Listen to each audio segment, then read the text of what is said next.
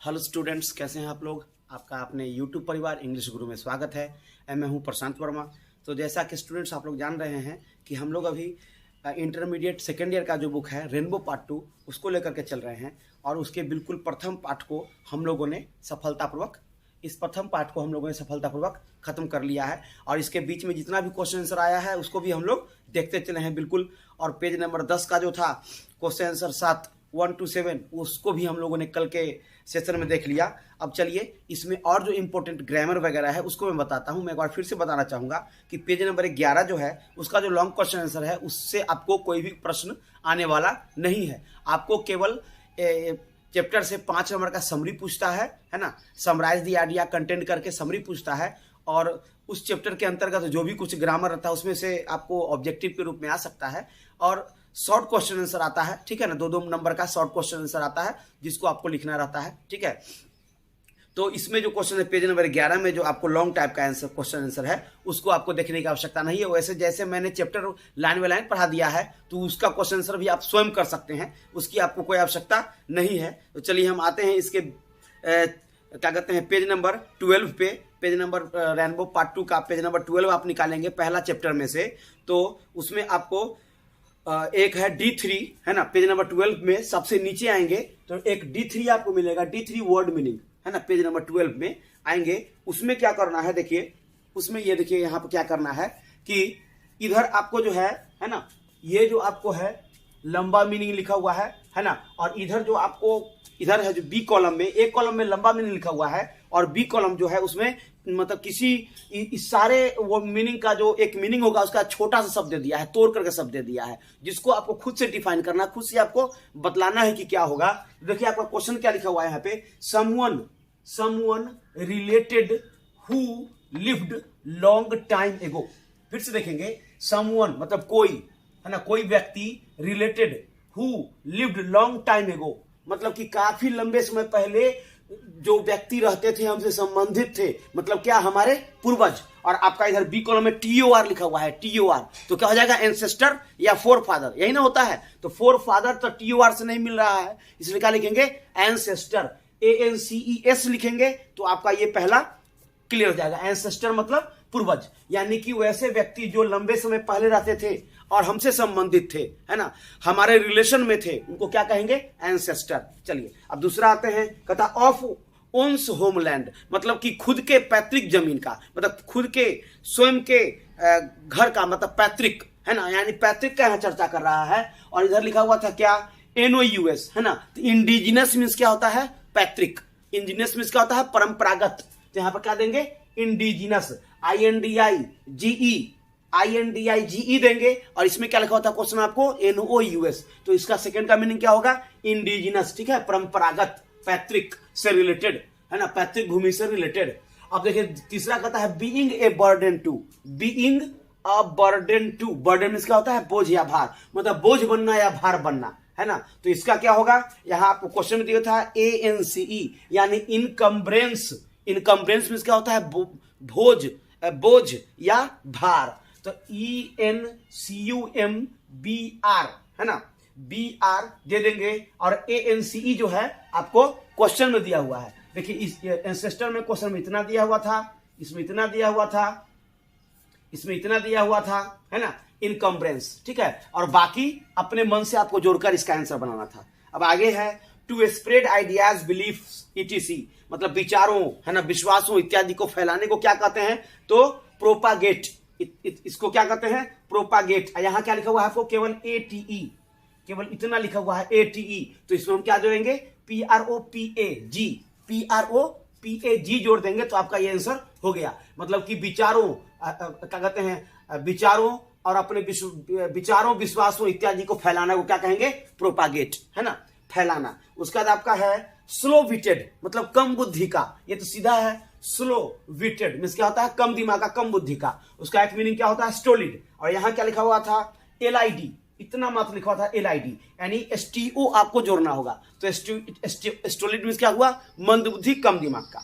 चलिए आगे आप आते हैं, लिखा हुआ एडवाइज अगेंस्ट, एडवाइज अगेंस्ट, है ना, एडवाइज अगेंस्ट मीन्स क्या हुआ, है ना। तो यहां इधर लिखा हुआ है ADE, मात्र ADE, डिस्यूड, है ना, अब इतना ही मात्र लिखा हुआ था आपको इधर, अब इसको आपको अपने से कंप्लीट करना था। क्या होगा इसका? डिस्यूट। डिस्यूट मींस क्या होता है? से अलग रखना, है ना। मरहूम क्या कहते हैं? से अलग रखना, से दूर रखना। एडवाइज अगेंस्ट मतलब कि किसी चीज के विरुद्ध सलाह देना, मतलब ऐसा काम नहीं करना है, मतलब उसको अलग करके रखना, तो क्या कहेंगे? डिस्यूट। अब आगे आता है exchange goods property etc. Exchange goods property etc मतलब कि सामानों संपत्तियों को क्या कहते हैं? अदला बदली करना ना, मतलब एक्सचेंज करना, बदल लेना। तो इसका मीनिंग क्या होगा? बार्टर। यहां पर क्या लिखा हुआ था आपको? TER। मात्र क्या लिखा हुआ था? TER। हमको क्या जोड़ना होगा? BAR। तो TER बार्टर मींस क्या होता है? आदान प्रदान करना, यानी एक्सचेंज करना ना, वस्तु विनिमय प्रणाली, विनिमय करना। ठीक है, चलिए अब पन्ना हम उलटते हैं और पेज नंबर 13 में आते हैं। पन्ना उलटते हैं और पेज नंबर 13 में आते हैं। आपको एक्सरसाइज 2 है ना, पेज नंबर 13 देखिए। एक्सरसाइज 2 देखेंगे, बिल्कुल पेज नंबर 13 में शुरू में ही लिखा हुआ है।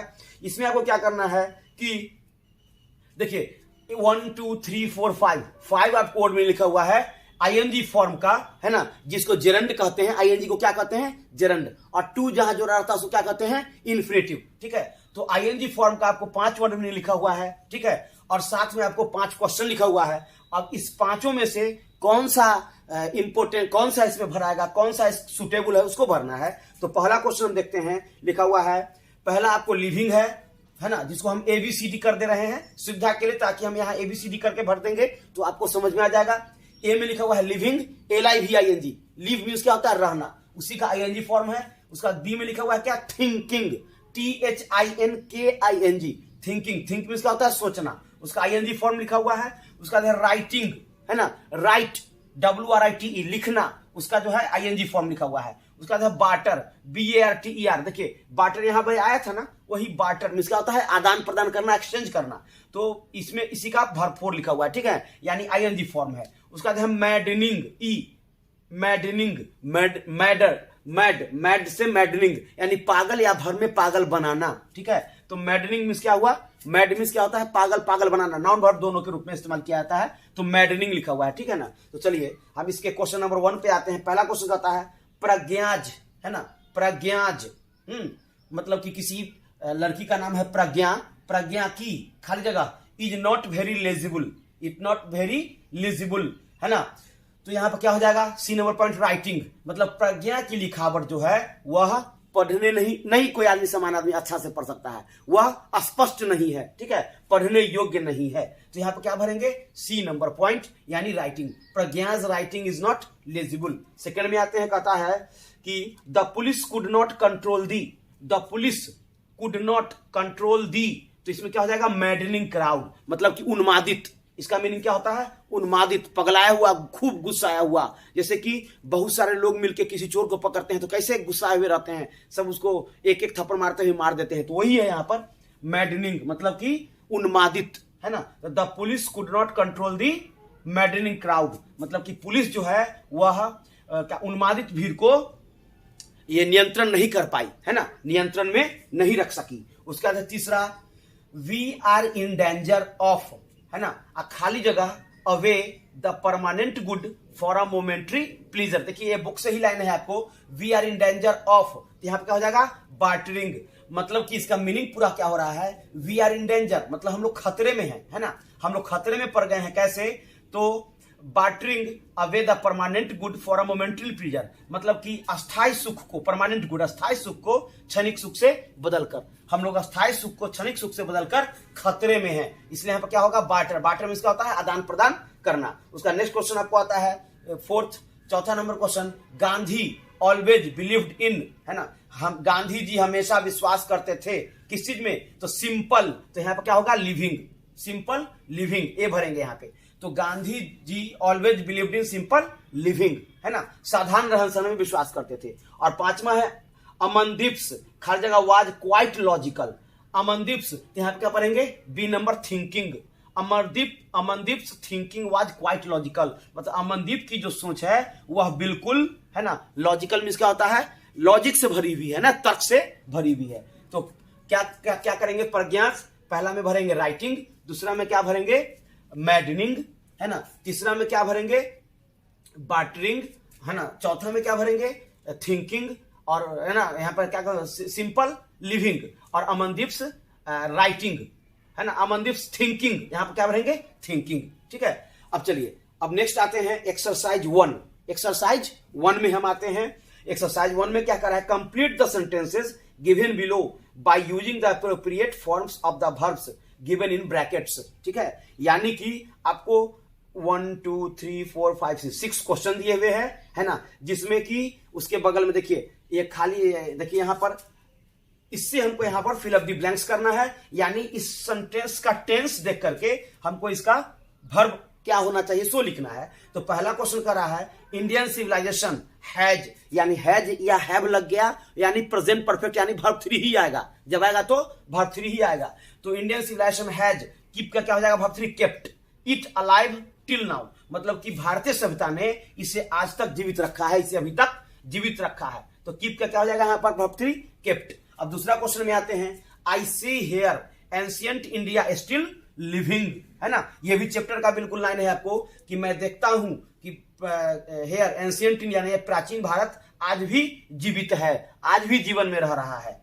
उसका सी नंबर क्वेश्चन है वी हैव, अब हैज और हैव लग गया तो हमेशा वर्ब 3 फ्रॉम ही लगेगा। वी हैव खाली जगह many things from western literature, है ना, तो बोरो है, बोरो का वर्ब 3 क्या हो जाएगा बोरोड, क्या भरेंगे बोरोड। तो सी नंबर पॉइंट में क्या हो जाएगा we have borrowed, BORROWED many things from western literature, यानी विदेशी साहित्य, दक्षिणी साहित्य, विदेशी साहित्य से, है ना। नेक्स्ट आता है D number point, we have been, अब बीन लग गया यानी कि present perfect continuous, we have been खाली जगह वेस्ट सिंस लॉन्ग, है ना, तो we have been copying west since long, मतलब हम लोग लंबे समय से विदेश को क्या करते आ रहे हैं, ये मतलब कि कॉपी मीन्स क्या हुआ, नकल करते आ रहे हैं।